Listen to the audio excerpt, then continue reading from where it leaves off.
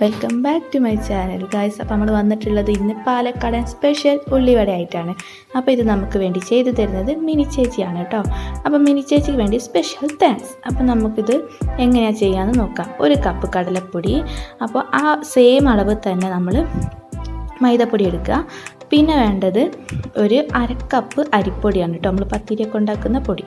പിന്നെ നമുക്ക് അതിലേക്ക് 1 സ്പൂണ് മുളക് പൊടി, 1 സ്പൂണ് അത്ര തന്നെ അളവിൽ എന്താ പറയുക കുറച്ച് മഞ്ഞൾപ്പൊടി. അപ്പോൾ അത് നമുക്ക് മെഷർമെൻറ്റ്, എരിവ് കൂടുതൽ വേണമെന്നുള്ളവർക്ക് അങ്ങനെ ഇടാം. പെപ്പർ വേണ്ടവർക്ക് പെപ്പറും ചേർത്ത് കൊടുക്കാം കേട്ടോ. ഒരു ഫ്ലേവറിന് വേണ്ടിയിട്ട് ഗരം മസാലയും ഒരു പിഞ്ച് മതി കേട്ടോ, അതും കൂടി ചേർത്ത് കൊടുക്കുക. പിന്നെ സോഡാപ്പൊടി ഒരു 2 മുള്ളി, ഒരു തുള്ളി മതി.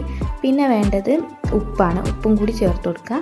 എന്നിട്ട് ആവശ്യത്തിന് ഉപ്പും കൂടി ചേർത്തിട്ട് നല്ലപോലെ കുഴയ്ക്കുകയാണ് വേണ്ടത്. അപ്പോൾ ഈ കുഴയ്ക്കുന്ന സമയത്ത് നമ്മൾ അതിലേക്ക് ഉള്ളിയും 2 സവാളയാണ് കേട്ടോ എടുത്തിട്ടുള്ളത്. പിന്നെ ഒരു ചെറിയ കഷ്ണം ഇഞ്ചി, പിന്നെ കുറച്ച് കറിവേപ്പില, പിന്നെ വേണ്ടത് മല്ലിച്ചപ്പും പുതിനയും. അപ്പോൾ അതും നമ്മുടെ ആവശ്യത്തിന് എടുക്കുക. 2 മുരട് ഞാൻ എടുത്തിട്ടുണ്ട് കേട്ടോ. അപ്പം മല്ലിച്ചപ്പ് അതാണ് നമുക്ക് കൂടുതലായിട്ട് വേണ്ടത്, ആ ഒരു ടേസ്റ്റാണ് നമുക്ക് കൂടുതൽ കിട്ടുക. അപ്പോൾ അതും 3 കൂടെ എല്ലാം കൂടെ കൂട്ടിയിട്ട് അതിലേക്ക് നമ്മൾ എന്ത് ചെയ്യുക, കുറച്ച് വെള്ളം ഒഴിച്ചെടുത്തിട്ട് സാവധാനം കുഴച്ചെടുക്കുക. അപ്പോൾ ഈ ഒരു സമയത്ത് നമ്മൾ കുറച്ച്, അതൊരു ചെറിയ കഷ്ണം കായം, അപ്പോൾ പൊടിയാണ് വാങ്ങുന്നതെങ്കിൽ ഒരു സ്പൂണ്, ചെറിയൊരു സ്പൂണിന് 1 സ്പൂണ് മതിയാവും. അല്ലാന്നുണ്ടെങ്കിൽ അലിയിച്ചെടുക്കുക കേട്ടോ, ചെറിയ കഷ്ണം എടുത്തിട്ട് അങ്ങനെ ഇത് നല്ലപോലെ കുഴച്ചെടുക്കണം. അങ്ങനെ കുഴച്ചെടുത്തതിന് ശേഷം നമ്മളിത് റെസ്റ്റ് ചെയ്യാൻ വെക്കണം.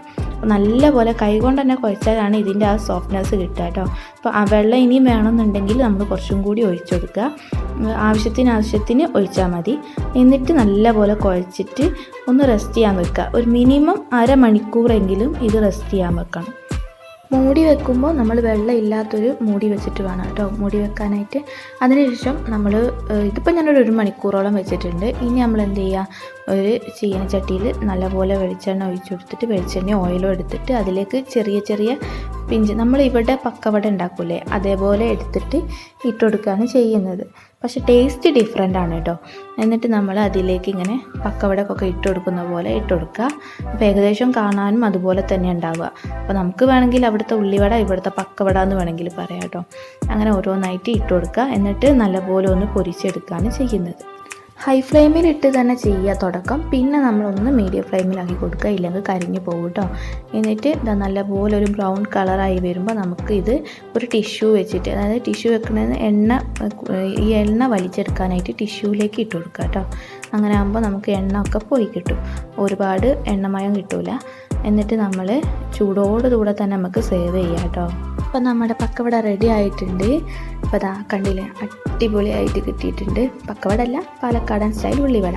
ഇതിന് കൂട്ടി കഴിക്കാൻ, ഇതിന് കോമ്പിനേഷൻ കൊടുക്കുന്ന ഒരു ചട്നി കൂടി ഉണ്ട് കേട്ടോ. അതൊരു ഗ്രീൻ ചട്നിയാണ്. അപ്പോൾ അത് നാളത്തെ വീഡിയോയിലിടാം. അപ്പോൾ stay to my channel. Bye by.